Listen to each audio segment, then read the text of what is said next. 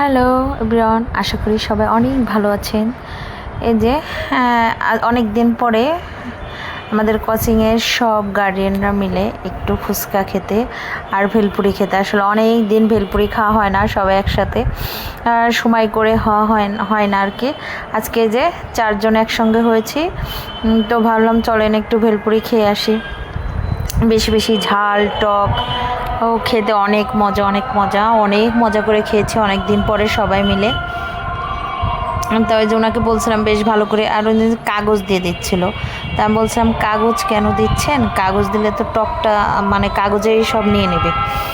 উনি বলছে না প্রবলেম হবে, পরে ঠিকই কিন্তু প্রবলেম হয়েছিল। পরে আমরা কাগজটা উঠিয়ে পরে টকটা নিয়েছি। ওনার কাছে একটা হচ্ছে বেশি টক, একটা হচ্ছে মিষ্টি টক। আমি তো একদমই মিষ্টি টক খেতে পছন্দ করি না, আমি একটু বেশি ঝাল আর বেশি টক। আর পরে আমাকে একটু বোম্বাই মরিচ দিয়েছে। তো অনেক মজা করে খেয়েছি, আর প্রচণ্ড ঝাল লেগেছে, প্রচণ্ড ঝাল। এই ভাবিটা আবার ফুচকা খেয়েছে।